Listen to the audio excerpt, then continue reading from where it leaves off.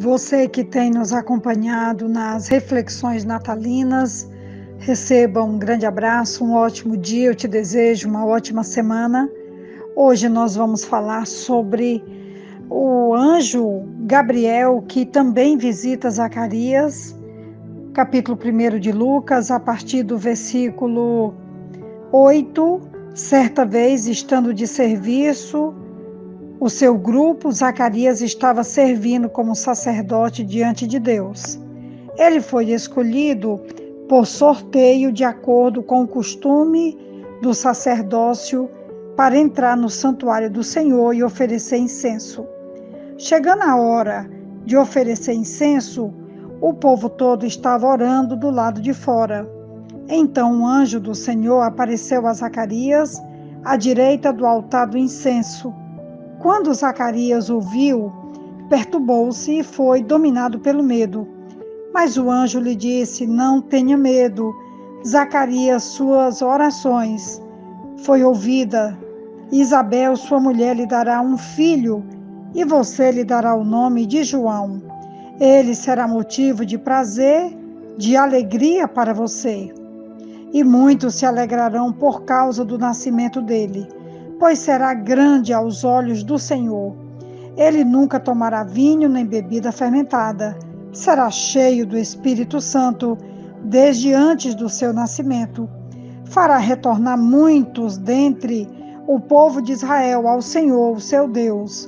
E irá diante do Senhor no espírito e no poder de Elias, para fazer voltar o coração dos pais a seus filhos e os desobedientes à sabedoria dos justos, para deixar um povo preparado para o Senhor.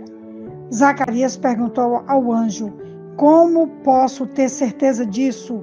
Sou velho e minha mulher de idade avançada. O anjo respondeu: sou Gabriel, o que está sempre na presença de Deus. Fui enviado para lhe transmitir estas boas novas. Agora você ficará mudo, não poderá falar até o dia em que isso acontecer, porque você não acreditou em minhas palavras, que se cumprirão no tempo oportuno. Enquanto isso, o povo esperava por Zacarias, estranhando sua demora no santuário. Quando saiu, não conseguia falar nada. O povo percebeu então que ele tivera uma visão no santuário. Zacarias fazia sinais para eles, mas permaneceu mudo.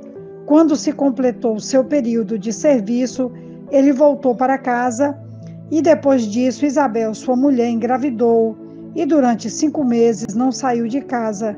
E ela dizia: isso é obra do Senhor. Agora ele olhou para mim favoravelmente para desfazer a minha humilhação perante o povo.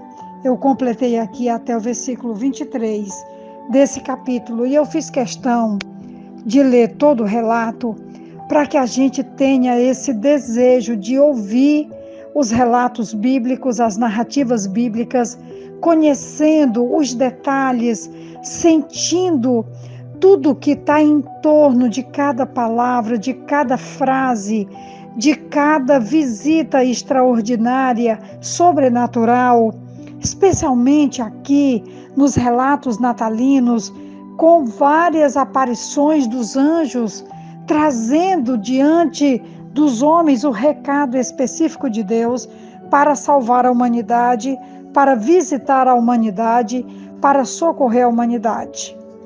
Esse relato de Zacarias, juntamente com também o relato de Maria, que já fiz o áudio anterior a esse, sempre me anima demais, porque, como disse Maria, no capítulo 1 de Lucas, versículo 37, não há nada impossível para Deus.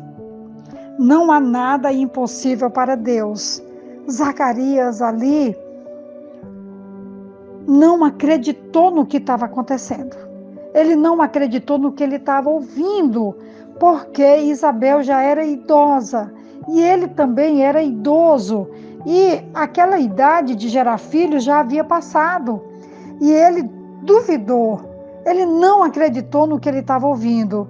E o anjo diz isso de forma muito explícita, quando ele diz ele ficará mudo, versículo 20, não poderá falar até o dia em que isso acontecer, porque não acreditou em minhas palavras, que se cumprirão no tempo oportuno.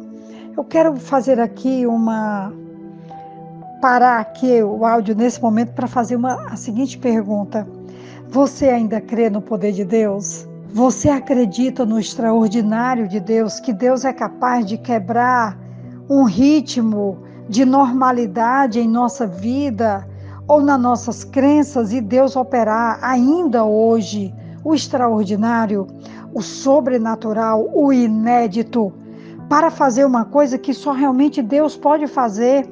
Como Isabel declara no versículo 25 de Lucas, no capítulo 1, versículo 25, e ela dizia: isso é obra do Senhor.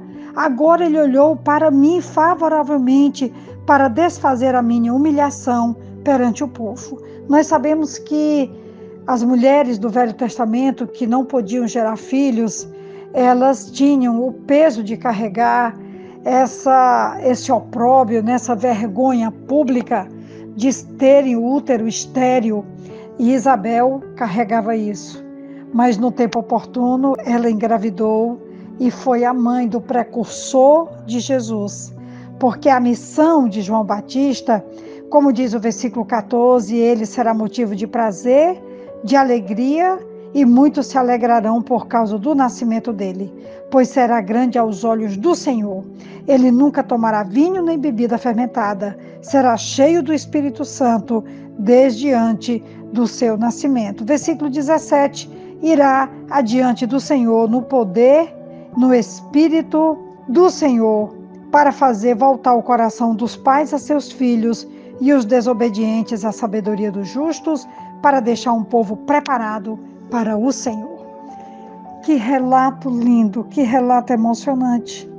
Podermos ouvir e crer que Deus continua fazendo coisas extraordinárias, pois não há nada impossível para Deus. Hoje, no culto da nossa igreja, nós ouvimos o testemunho da nossa irmã Jaqueline, que passou por 2 cirurgias, e Deus fez realmente o extraordinário, que foi aprofundar a fé, amadurecer o ânimo, o encorajamento e preparar a nossa irmã para hoje falar o nosso coração sobre o poder de Deus, sobre a graça de Deus, sobre o cuidado de Deus para com a humanidade, para conosco.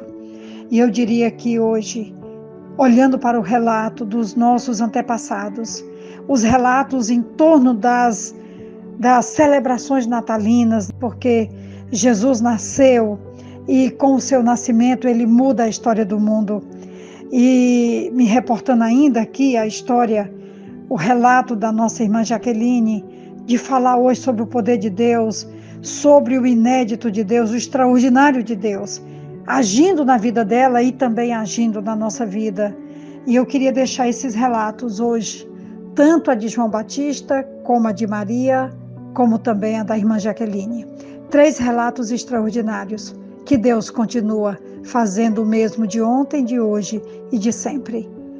Vale a pena crer no Senhor e buscar o Senhor e continuar confiando no Senhor. Essa é a mensagem para os nossos corações nessa reflexão e para todos os dias. Quem vos fala é a pastora Betinha, da Igreja Batista Esperança, e hoje é dia de boas notícias. Um grande abraço.